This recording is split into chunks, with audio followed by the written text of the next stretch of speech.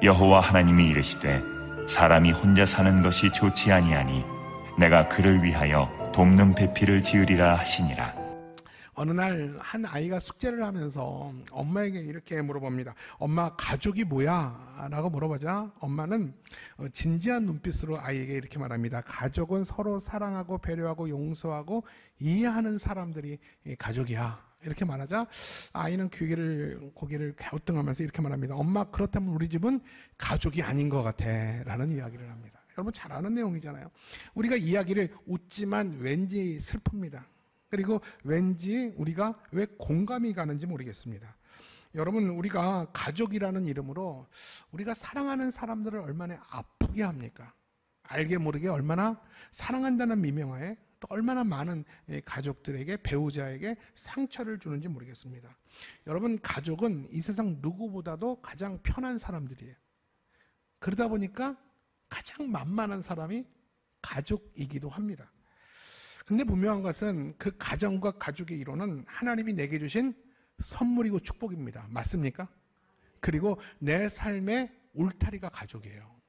그리고 내 삶의 안식처가 가정이고 가족입니다.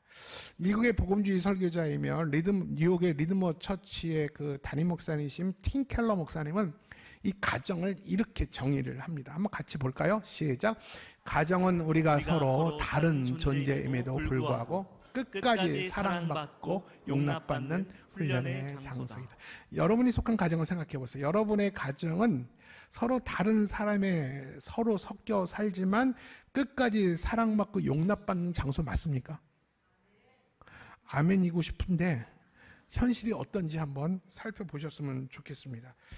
5월은 가정의 달입니다. 여러분 그렇죠? 우리가 민수기를 강의하다가 잠깐 쉬었어요.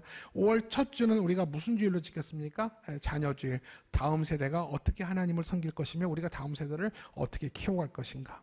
두 번째 주일은 무슨 주일입니까? 어버이 주일. 부모에게 공경하고 그리고 부모는 자녀들에게 어떻게 신앙을 유산으로 남길 것인가. 그리고 저번 주에는 부부주일, 부부의 도리를 어떻게 성경적인 도리를 다할 것인가. 그리고 오늘은 이 모든 것의 결론으로 이 온가족주일, 이 가정의 주일을 맞이하고 있습니다. 여러분 하나님 안에서 이 맺어진 가정은요, 이 땅에서 가장 천국을 닮은 곳입니다. 여러분 이 땅에서 가장 천국을 닮은 모형, 그래도 가장 천국을 닮은 공동체가 있다면 어딘가라고 말하면 저는 이 가정이라고 생각을 합니다. 가정은 눈에 보이는 천국이어야 합니다. 천국을 보고 싶다면 우리 가정을 보여주면 천국이 상상이 될 수 있어야 합니다. 특히 오늘 이 본문에서 여러분 제가 말씀을 나눌 텐데 제가 이 두 가지를 제시할 겁니다. 이 두 가지 사실을 우리가 기억하면서 하나님이 우리에게 주신 이 허락하신 가정이 얼마나 소중하고 귀한 가치인지 다시 한번 깨달아 알 수 있는 여러분 되시기를 주님의 이름으로 축복합니다. 그 첫 번째 우리가 기억해야 될 가정의 중요성은 뭐냐면 한번 같이 읽어볼까요? 우리 같이 읽을게요. 시작. 세상을 창조하실 때 가장 먼저 세우신 공동체가 바로 가정입니다. 여러분 믿습니까? 하나님이 천지를 창조하시고 가장 먼저 세우신 공동체, 관계가 있다면 그건 가정이에요. 우리 그것을 생각하고 오늘 2장 18절 말씀을 다시 한번 읽겠습니다. 시작. 여호와 하나님이 이르시되 사람이 혼자 사는 것이 좋지 아니하니 내가 그를 위하여 돕는 배필을 지으리라 하시니라. 하나님이 천지를 창조하시고 사람을 지으신 이후에 제일 먼저 하신 말씀이 뭐냐면 사람이 혼자 사는 것이 좋지 않다 라는 말씀을 하셨다는 것입니다. 그래서 하나님은 아담과 하와를 창조하시고 결합하심으로 최초의 공동체 가정을 만들어 내셨다는 것이죠. 여러분 우리가 이것을 통해서 이 한 절의 말씀을 통해서 뭘 알 수 있냐면 하나님은 관계를 중요하게 여기신다는 겁니다. 하나님은 혼자 독처하는 것보다 아무리 잘나고 능력이 있어도 혼자 신앙생활하고 혼자 사는 것보다 관계 속에서 살아가는 것을 하나님은 기뻐하신다는 겁니다. 그래서 이 관계를 통해서 가정을 만드신 분이 누굽니까? 하나님이라는 것입니다. 여러분 가정의 시작은 어디로부터 시작됐을까요? 인간이 생존을 위해서 사회적 이 제도 안에서 필요에 의해서 만들어진 것이 가정이 아니에요. 그러니까 사회적 제도의 산물이 아니라는 것입니다. 이 가정은요, 하나님께서 세상을 창조하실 때부터 먼저 계획하신 아주 소중하고 특별한 하나님의 섭리 가운데 지어진 것이 이 관계고 이 가정이라는 것입니다. 여러분, 하나님께서 천지를 창조하시고 최초로 만든 이 공동체, 이 관계가 이 가정이라면 이 가정이 하나님의 그 섭리 안에서 얼마나 중요한 위치겠습니까? 가정은 하나님의 작품이에요. 하나님이 가정을 두시고 이 천국의 모형을 가정 가운데 기대하고 원하셨다라는 것이죠. 그래서 오늘 본문 창세기 2장 18절 말씀을 우리가 어떤 시각으로 보냐면 이 관계라는 시각으로 오늘 말씀을 한번 본다면 여기에 중요한 신학적 주제를 담고 있음을 우리는 알 수가 있어요. 그럼 어떤 신학적 주제를 갖고 있는지 우리 또 한 번, 우리 짧은 구절이니까 한 번 더 읽겠습니다. 시작. 여호와 하나님이 이르시되 사람이 혼자 사는 것이 좋지 아니하니 내가 그를 위하여 돕는 배필을 지으리라 하시니라. 결혼할 때 저거 본문을 많이 하죠. 그 부부간에 서로 돕는 배필이다. 근데 부부간에만 서로 돕는 배필이 아니라 가정 안에 가족들이 서로 돕는 배필이에요. 돕는 자들이에요. 자녀가 부모를 돕고 부모가 자녀를 돕는 것이죠. 하나님은 관계를 만들어내셨어요. 자, 그래서 오늘 2장 18절을 이 관계라는 시각으로 본다면 어떤 신학적 주제가 있냐면 인간은 본질적으로 관계적 존재라는 거예요. 뭐라고요? 인간은 본질적으로 관계 안에서 사는 거예요. 그래서 우리 인간은 창조자 하나님과 관계에서 먼저 평안을 누려야 돼요. 이 창조자와 피조물 사이에 관계가 끊어지면 죽은 거예요. 우리의 마땅한 처음의 본분은 뭐냐면 우리를 지으신 하나님과 관계에서 평안을 누리는 거고요. 그리고 이 땅에서 서로의 관계 속에서 의미를 찾도록 하나님이 우리를 창조하셨어요. 우리는 관계 속에서 내가 누구인지 의미를 알고요. 당신이 누구인지 의미를 알고 우리 공동체의 의미를 관계 속에서 깨닫게 하셨어요. 따라서 우리는 이 땅 가운데 관계적인 존재예요. 관계를 떠날 수 없어요. 우리는 관계 안에서 우리는 존재의 의미를 찾게 되어 있다는 겁니다. 근데 하나님께서 그 관계의 중심에 무엇을 두셨냐면 가정을 두셨어요. 뭘 두셨다고요? 가정을 두셨어요. 그렇기 때문에 사람은 이 가정이라는 울타리 안에서 누구든지 이 가정이라는 울타리 안에서 사랑을 배우고요. 평안을 배우고요. 그리고 마음의 안정감을 누리게 돼 있어요. 하나님은 그렇게 창조하셨어요. 이 관계적인 존재이기 때문에 그렇습니다. 따라서 가정은 뭐라고 말할 수 있냐면 가정에 무엇인가 여러 가지 개념이 있겠지만 이 가정은 사랑과 돌봄이라는 서로의 울타리가 되어줘야 됩니다. 사랑과 돌봄. 자녀는 부모를 돌보고 사랑하고 부모는 자녀들을 돌보고 사랑해야 됩니다. 이게 울타리가 되어서 서로를 지켜주는 관계가 가정이라는 것입니다. 그래서 하나님은 독처하는 아담, 혼자 사는 아담을 보실 때 그냥 혼자 사는 것이 좋지 않아 보여서 하나님의 특단의 조치를 어떻게 합니까? 아담이 자고 있을 때 갈비뼈를 하나 뽑아서 그의 단짝인 누굴 만듭니까? 하와. 여러분들이 알면서 얘기 안 하는 거죠? 하와를 만들어서 그의 배필로 허락하시죠. 여러분 한번 물어볼게요. 하나님이 왜 아담을 위해서 배필을 허락하셨을까요? 1번. 아담이 청승맞게 혼자 사는 게 너무 외로워 보여서. 2번. 하나님의 뜻 안에서 믿음의 길을 함께 갈 때 같은 믿음의 동역자 또 믿음의 동반자의 필요성을 하나님이 알기 때문에 하나님이 하와를 주셨다. 1번일까요? 2번일까요? 2번이에요. 아담이 혼자 사는 게 청승맞아서 하나님이 그 배우자 하와를 주지 않았어요. 하나님이 창조하신 그 피조물이 하나님의 뜻을 이루기 위해서 믿음의 길을 걸어갈 때 혼자보다 이 둘이 관계 안에서 서로 배려하는 동반자가 될 때 하나님의 뜻을 더 잘 이루어갈 수 있다고 믿기 때문에 하나님이 그에게 동반자를 허락하신 겁니다. 여러분, 그래서 가정은 단순히 생활 공동체를 넘어야 됩니다. 당신이 먹고 살고 자녀를 키우는 이런 생활 공동체를 넘어서 믿음과 신앙에 함께하는 영적 공동체가 가정이라는 것입니다. 따라서 가족과는 이 말씀으로, 가정은 영적 공동체이기 때문에 서로 말씀으로 격려하고 서로가 세워줘야 됩니다. 그래서 하나님께 함께 다 나아가는 연합된 거룩한 공동체가 가정이에요. 가정은 가족끼리 손을 붙들고 서로 말씀으로 격려하고 세워주면서 하나님께 나아가는 연합된 공동체, 영적인 공동체. 여러분, 이것이 가정이에요. 단지 먹고 자고 학교 가고 시집 장가 보내고 고생 덜하게 부모가 고생한 돈으로 집 사주고 그럼 내 할 일 다 했다. 여러분, 이게 얼마나 변질된 가정이에요. 하나님은 그러라고 가정 허락하지 않으셨어요.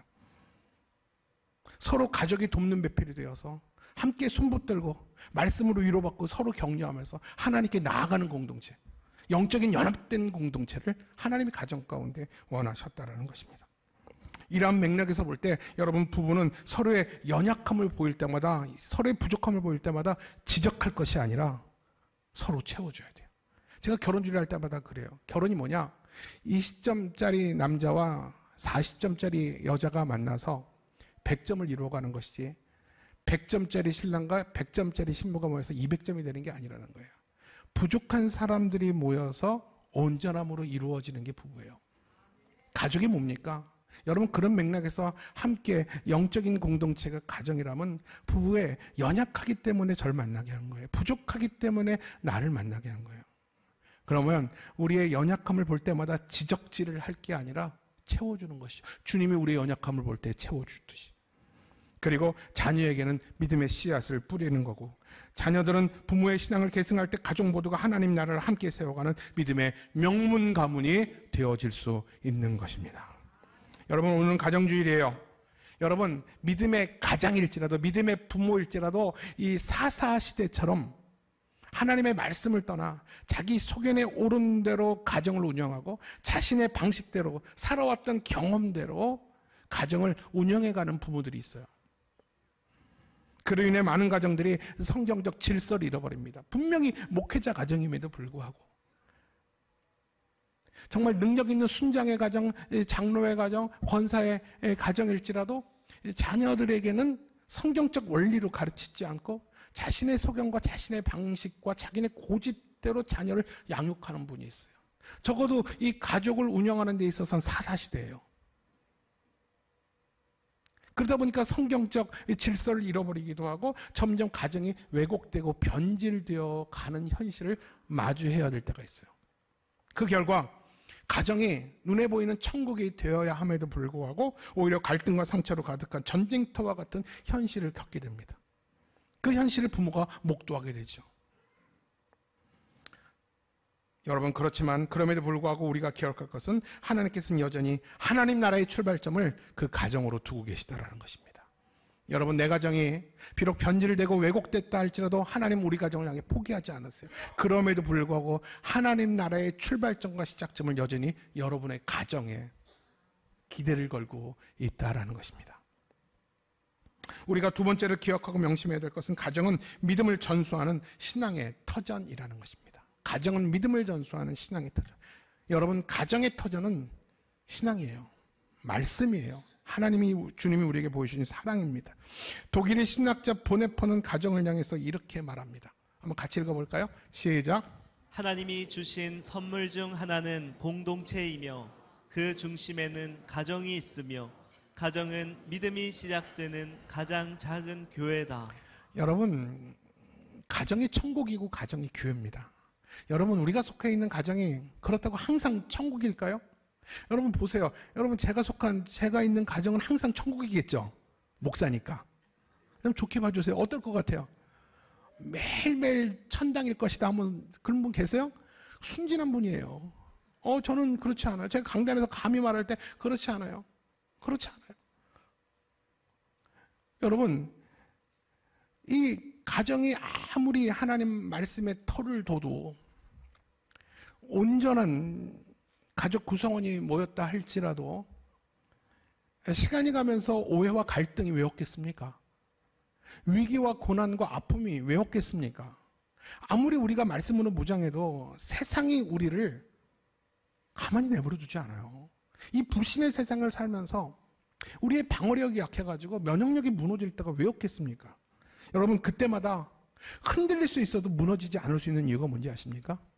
그것은 바로 하나님의 말씀을 가정의 기초로 삼을 때 그 가정은 절대로 무너지지 않을 줄 믿습니다. 여러분 분명히 말합니다. 여러분 가정이 흔들릴 수 있어요. 목회자 가정일지라도 더 많이 흔들려요. 이 도종환의 시인처럼, 도종환 시인의 시처럼 흔들리지 않고 피는 꽃이 어디 있겠어요. 가정도 저는 마찬가지라고 봅니다. 흔들리지 않고 성장하고 온전히 나아가는 가정이 얼마나 되겠습니까? 저는 없다고 봅니다. 여러분 그렇지만 하나님의 말씀이 가정을 지탱해주는 견고한 기둥이라는 사실을 우리 부모 세대들은 꼭 기억해야 돼요. 우리 자녀 세대들도 기억해야 돼요. 우리 가정을 지키는 것은 하나님의 말씀이라는 기둥입니다. 그렇기 때문에 하나님의 말씀과 사랑의 터 위에 세워진 이 가정은 아까도 말했지만 흔들릴 수 있지만 절대로 넘어지지 않는, 서로가 서로를 향해서 강력한 울타리가 되어주는 거예요. 여러분 부모가 자녀들만 붙잡아주지 않아요. 성숙한 자녀는요 부모를 붙들어줘요. 철없는 부모들이 다툼하면서 이혼할지라도 이혼을 운운할 때 여러분 영적으로 성숙한 자녀들이 부모를 붙들어주더라고요. 미성숙한 자녀지만 말씀에 기초한 신앙을 가진 자녀들은요 믿음 그 부모들을 붙들고 유지해 주더라고요. 그렇기 때문에 말씀에 기초한 가족과 구성원들이 있을 때 절대로 그 가정은 넘어지지 않고 서로가 울타리가 되어주는 것입니다.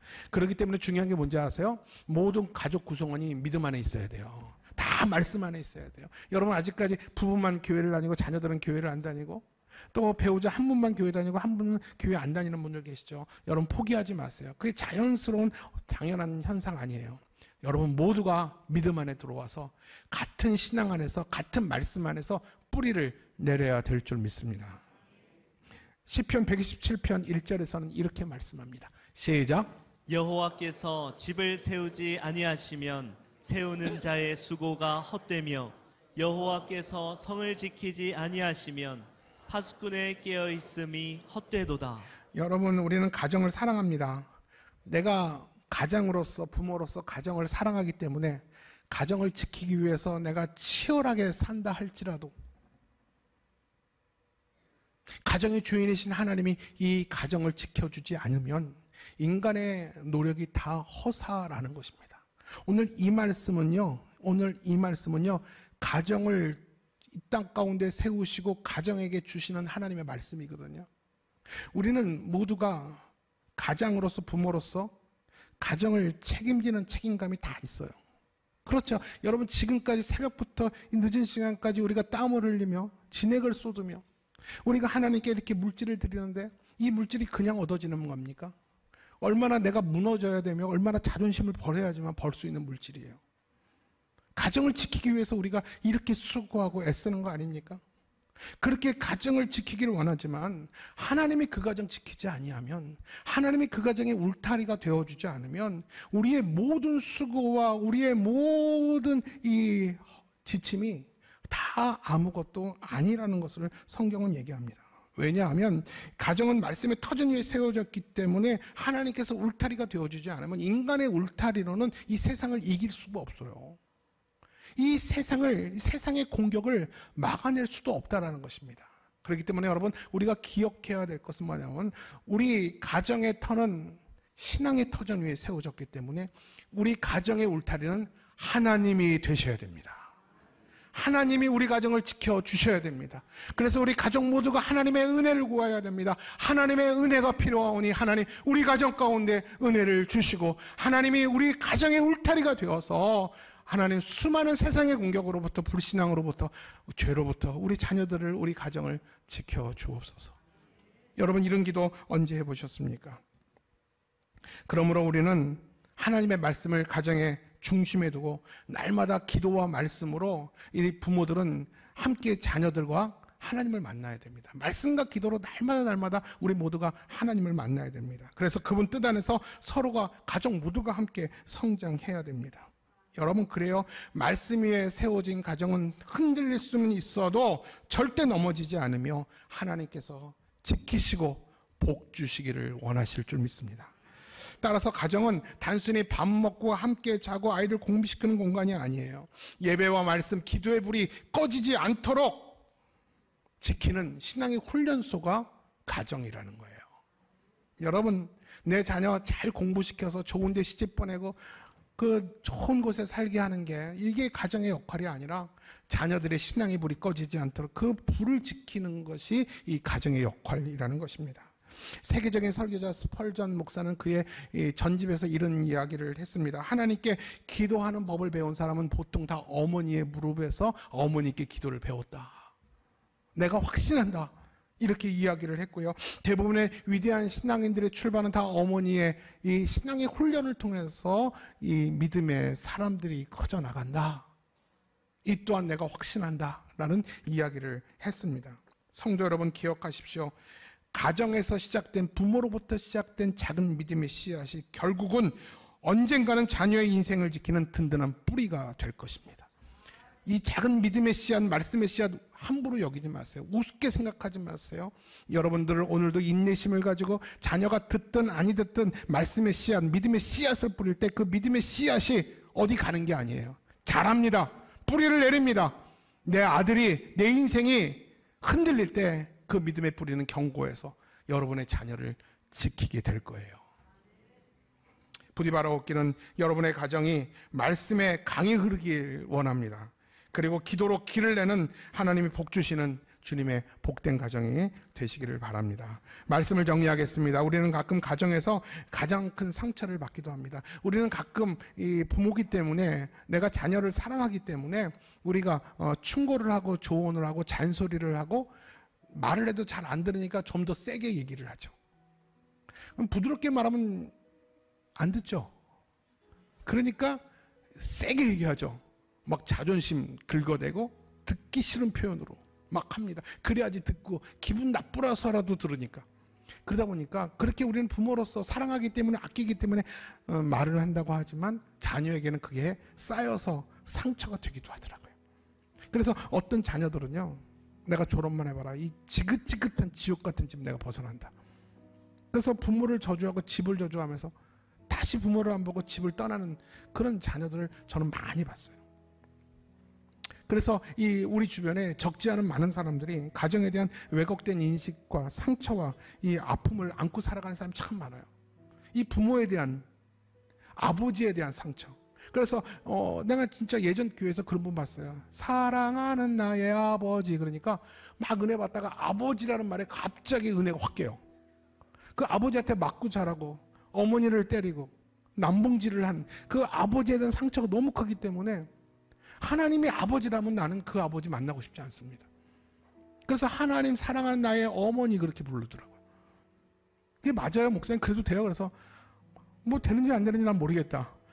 근데 상처가 안 됐으면 좋겠습니다. 이렇게 말했던 기억이 나요.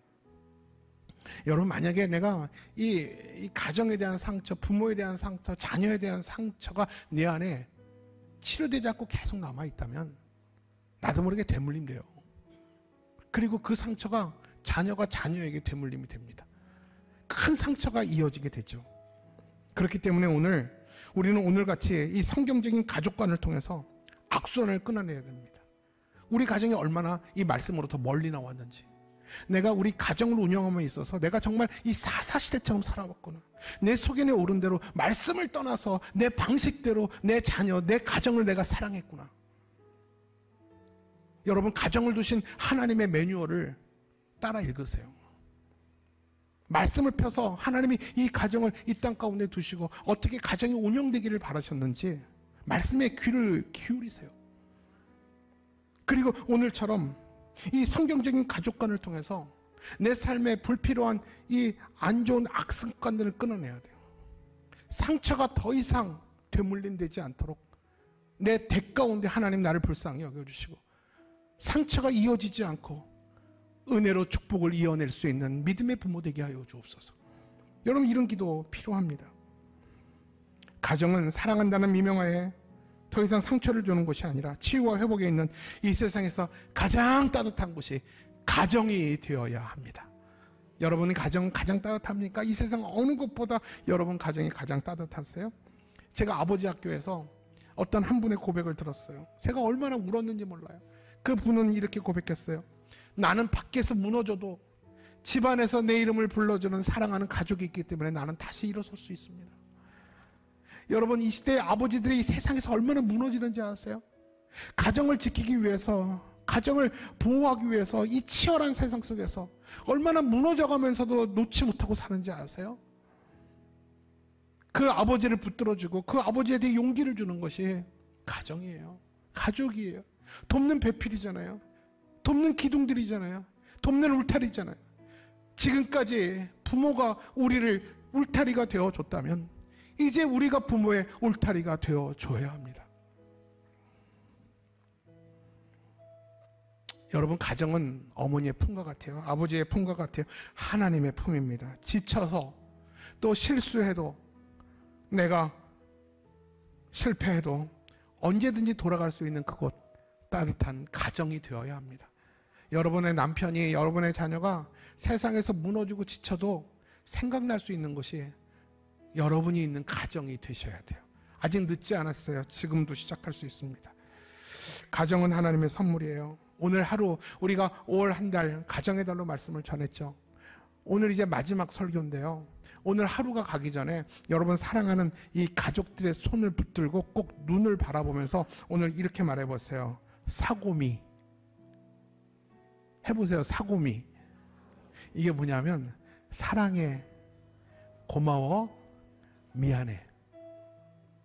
여러분, 그렇게 한번 그냥 농담으로 밥 먹다가 사고미 그러지 마시고요. 정말 진지하게 손을 한번 붙들고 사랑해, 고마워, 그동안 미안해. 여러분, 이 세 가지 단어는 전쟁터를 천국으로 만드는 기적의 단어예요. 여러분, 언제 여러분 가족한테 고마워, 여러분 자녀한테 미안해, 엄마가 미안해 한 번도 해보셨어요? 제가 요 간증을 좀 드리고 말씀을 마칠게요. 제가 7살 때 우리 어머니 아버지가 목회를 시작하셨어요. 제가 50에 났으니까, 제가 초등학교 들어갈 때 목회를 시작하셨으니까 은퇴를 몇 년 안 남기고 목회를 하셨는데 개척교회를 하셨어요. 너무너무 힘드셨던 것 같아요. 근데 내가 지금 생각해보니까 전 우리 어머니한테 무지 많이 맞고 자랐거든요. 이게 다 부은 살이에요, 맞아서. 근데 우리 어머님은 정말 저는 막내기 때문에 덜 맞았는데 형들이 많이 맞았다고 그러더라고요. 근데 우리 어머니가 돌아가시기 전에 형제들 다 모아놓고 이런 얘기를 하시더라고요. 얘들아, 미안하다. 내가 목회가 너무 힘들어서, 내가 너무너무 힘들어서 너희들한테 괜히 화풀이를 한 것 같더라. 엄마를 용서해라. 그 말에 우리 형들이 다 울었어요. 근데 내가 우니까 너는 맞은 기억도 없어 왜 우냐. 네, 그런 기억이 납니다. 여러분, 우리는 자녀에게 가끔은 상처를 줄 때가 많잖아요. 알게 모르게. 여러분, 오늘 자녀들에게 한번 가서 얘기해 보세요. 미안하다, 사랑한다, 고맙다. 정말로 그 기적적인 언어가 될 것입니다. 마지막으로 이혜인 수녀의 가장 따뜻한 이름 가족이라는 시가 있어요. 그 시를 읽고 말씀을 마칠게요. 가장 가까이 있으면서도 가장 많이 상처를 주고 가장 많이 상처를 받으면서도 그래도 다시 기대고 싶은 이름. 서로 다른 생각을 가지고 다른 방식으로 사랑을 표현하지만 같은 하늘 아래 같은 주님의 이름으로 매일매일 기도하며 용서하고 안아주는 가족은 하나님이 주신 가장 큰 축복입니다. 오늘도 그 이름을 감사의 눈물로 불러봅니다. 가족은 바람 불어 추울 때 말없이 덮어주는 담요요, 배고플 때 따뜻한 밥 한 숟갈을 나누는 손이며 넘어졌을 때 말없이 등을 토닥여주는 품입니다. 가족은 하나님이 이 땅에 주신 작은 천국입니다. 아멘. 우리 준비된 영상을 짧게 한번 같이 보도록 하겠습니다.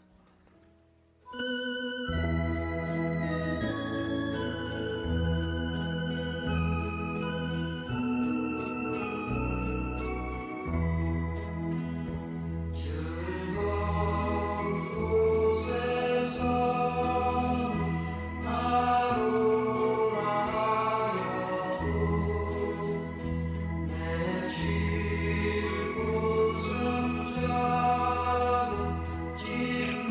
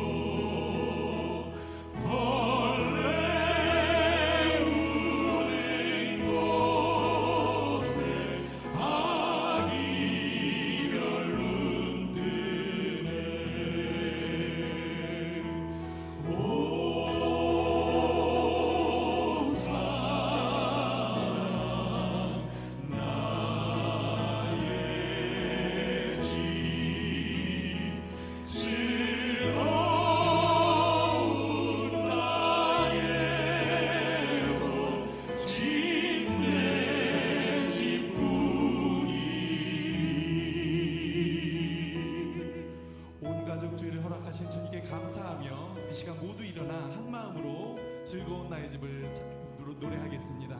가족이 함께 오신 분들은 손 꼭 잡고 함께 찬양하겠습니다. 즐거운 곳에서 날 오라 하여도 내 쉴 곳은 작은 집